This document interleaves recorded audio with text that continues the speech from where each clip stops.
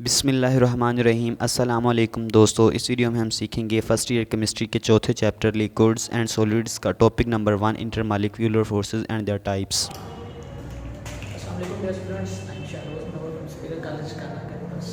तो जी चौथे चैप्टर को डिस्कस करना शुरू करते हैं। चौथा chapter liquid and solid. Basically ना ये चैप्टर ऑफ लाइफ बोला जाता है। क्यों?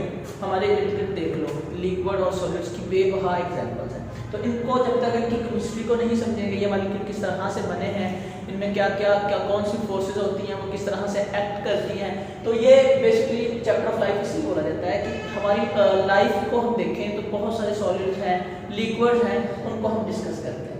भाई आप सबको पता है कि एटम कंबाइन होते हैं, कंबाइन होकर मॉलिक्यूल बनाते हैं। पहले चैप्टर में बहुत अच्छे से आप पढ़ चुके हो कि एटम आपस में मिलते हैं, आपस में मिलकर मॉलिक्यूल बना देंगे। अब एटम आपस में कैसे मिलते हैं?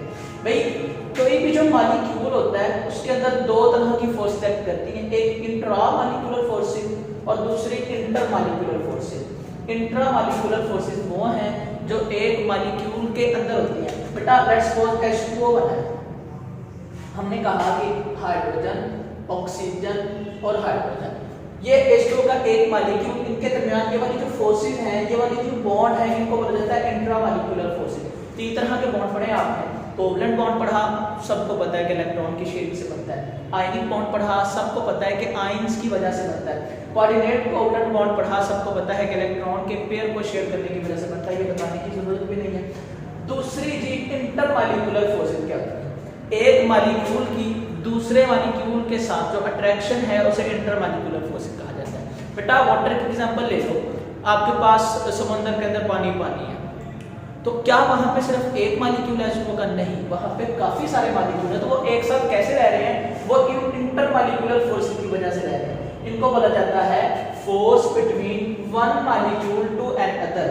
एक मॉलिक्यूल की अपने जैसे दूसरे मॉलिक्यूल के साथ जो अट्रैक्शन है, जो फोर्स है, उसे क्या बोलते हैं? Intermolecular forces. तो आज हम इंटरमॉलिक्यूलर फोर्सेस के बारे में पढ़ने वाले हैं जी डिटेल के साथ कि इंटरमॉलिक्यूलर फोर्सेस की कौन कौन सी टाइप्स हैं और वो किस किस तरह से एक्ट करते हैं।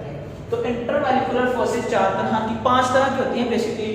Dipole forces, ion dipole forces, dipole reduced dipole forces और लंदन डिस्पर्शन और instantaneous dipole forces. Hydrogen bonding भी इंटरमॉलिक्यूलर फोर्सेस में ही आता है, लेकिन उसका एक अलग कांसेप्ट है, वो हम अगले लेक्चर में सुनेंगे। तो जी डाइपोल फोर्सेस क्या होता है? Positive end of one molecule attract negative end of another molecule, यानी वो वाली फोर्स ऑफ अट्रैक्शन जब एक मॉलिक्यूल का पॉजिटिव एंड दूसरे मॉलिक्यूल के नेगेटिव एंड को अट्रैक्ट करता है और एक फोर्स डेवलप हो जाती है, उसको हम कहते हैं डाइपोल फोर्स।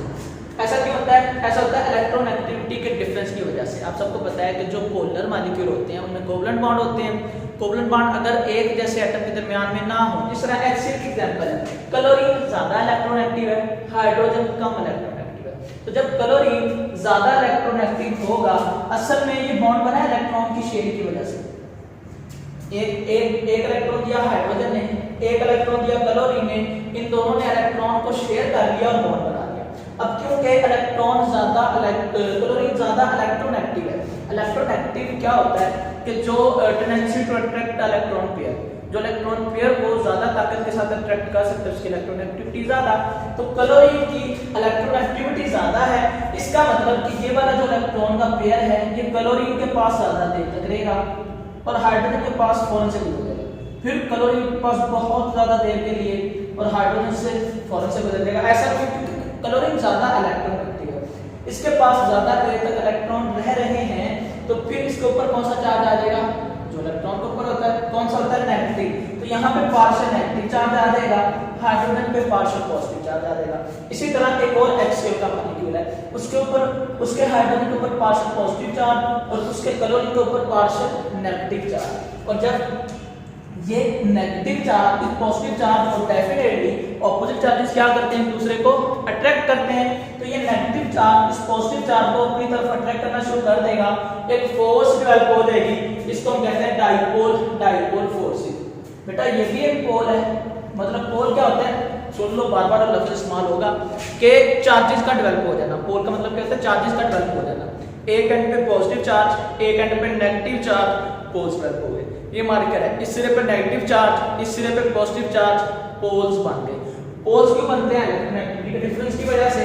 तो एक ये पोल है, एक ये पोल है, इन दोनों के दरमियान फोर्स ऑफ अट्रैक्शन डेवलप हो गई, तो इसको कह देते हैं डाइपोल, डाइपोल फोर्सेस। तो पहली इंटरमॉलिक्यूलर फोर्सेस की एग्जांपल हमने देखी। डाइपोल डाइपोल फोर्सेस क्या होती है आपने बहुत अच्छे से देख लिया।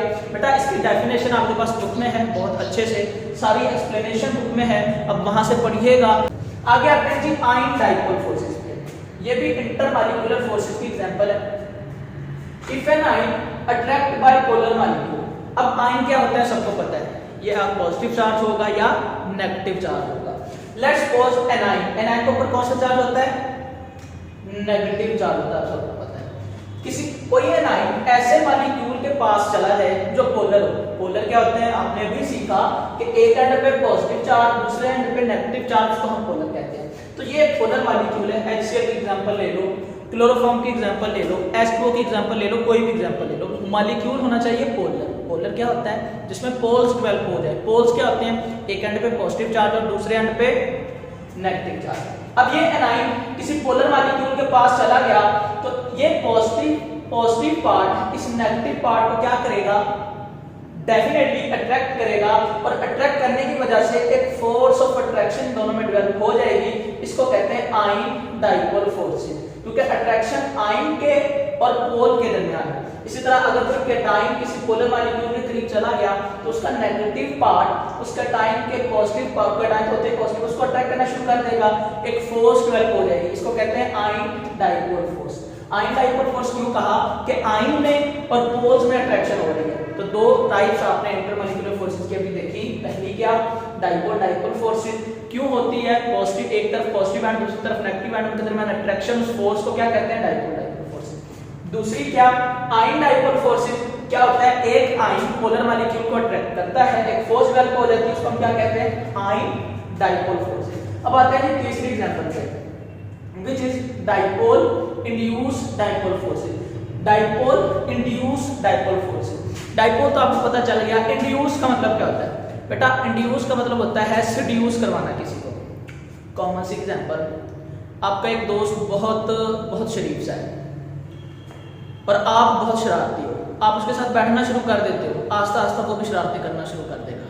इसको कहते हैं इंड्यूस करवाना। वो शरीफ था, तो ऐसा ही कुछ यहाँ पे होता है कि ये होता है, जो ये वाली फोर्सेस क्या होती हैं? Attractive forces between permanent dipole, यानी एक परमानेंट जो परमानेंट डाइपोल बनाता है उसके दरमियान, एंड इंड्यूस डाइपोल, और जिसको इंड्यूस करवा दिया उसके दरमियान अगर फोर्स ऑफ अट्रैक्शन डेवलप हो जाए, जिसको हम कहते हैं डाइपोल इंड्यूस डाइपोल फोर्सेस। इनका एक और नाम भी है डिबाय फोर्सेस। अक्सर क्वेश्चन आ जाता है कि डिबाय फोर्सेस क्या होती हैं? तो बेटा उनका मतलब यही है कि डाइपोल इंड्यूस डाइपोल फोर्सेस।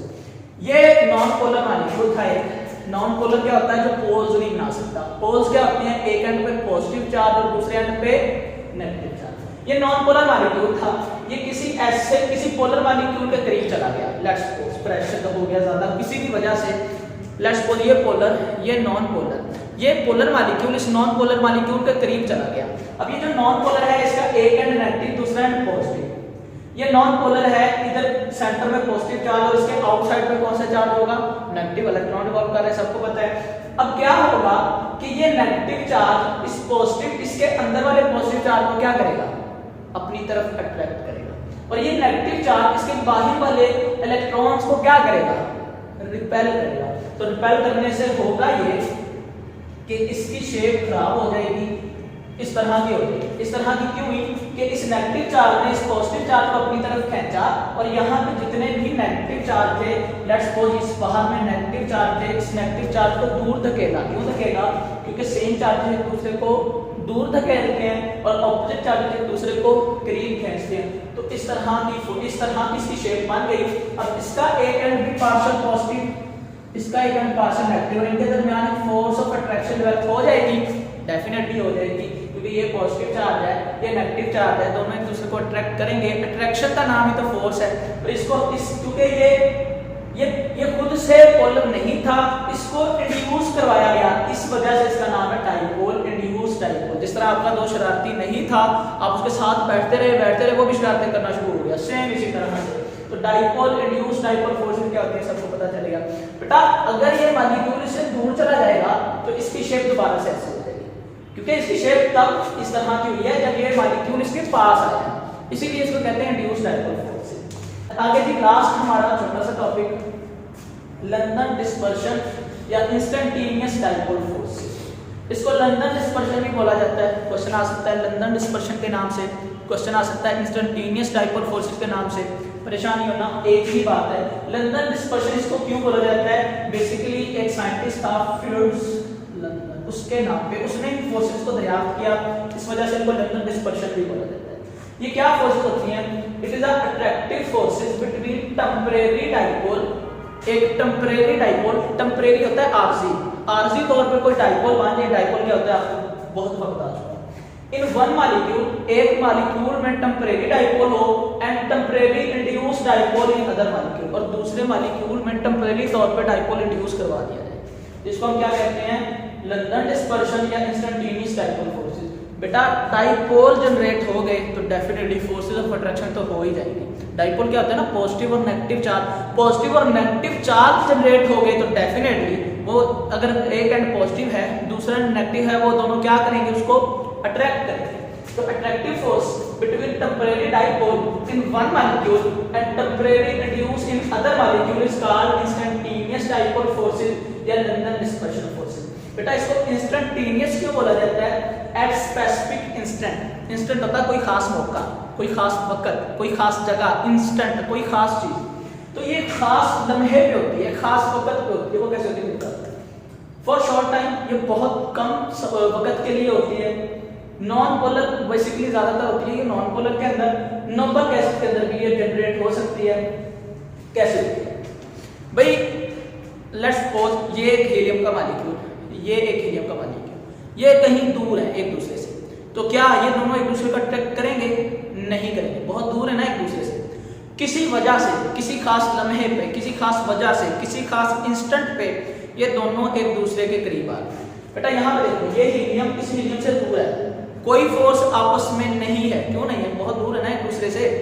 अब किसी खास लम्हे की वजह से, किसी खास इंस्टेंट पे, किसी खास वक्त पे क्या हुआ कि ये दोनों एक दूसरे के करीब आ गए। अब हीलियम के अंदर प्रोटॉन है, पॉजिटिव चार्ज है, इस हीलियम के अंदर भी प्रोटॉन है, पॉजिटिव चार्ज है, इस हीलियम के अंदर भी इलेक्ट्रॉन है, इस हीलियम के अंदर भी इलेक्ट्रॉन है। जब मैं इनको करीब करूंगा, इसके इलेक्ट्रॉन को क्या करेंगे, रिपेल करेंगे, इसके इलेक्ट्रॉन इसके प्रोटॉन को क्या करेंगे, अट्रैक्ट करेंगे। टेम्परेरी तौर पे एक टेम्परेरी डाइपोल बन जाएगा एक मॉलिक्यूल में। बेटा ये हीलियम जब इस हीलियम के करीब आया, लेट्स सपोज ये हीलियम इस हीलियम के करीब आया, करीब आने से क्या हुआ कि इसके पॉजिटिव चार्ज ने इसके नेगेटिव चार्ज को अपनी तरफ खींचा और इसके पॉजिटिव चार्ज ने इसके पॉजिटिव चार्ज को दूर धकेला। गौर से सुनो, ये हीलियम का मॉलिक्यूल, ये हीलियम का मॉलिक्यूल, इसके अंदर भी पॉजिटिव नेगेटिव चार्ज, इसके अंदर भी पॉजिटिव नेगेटिव चार्ज। इसके पॉजिटिव चार्ज ने इसके नेगेटिव चार्ज को क्या करना है, जब पास आए अट्रैक्ट करना है। इसके पॉजिटिव चार्ज ने इसके पॉजिटिव चार्ज को क्या करना है, जब पास आए रिपेल करना है। तो रिपेल करने से ये एक टेम्परेरी डाइपोल बन गया, आरजी तौर पे डाइपोल बन गया ना, कि एक तरफ नेगेटिव चार्ज आ गया थोड़ा सा, एक तरफ पॉजिटिव चार्ज आ गया टेम्परेरी तौर पे। टेम्परेरी मतलब आरजी तौर पे। आरजी तौर पे क्यों, क्योंकि जब ये मॉलिक्यूल हीलियम का दूर जाएगा तो फिर ये अपनी असल शेप में आ जाएगा।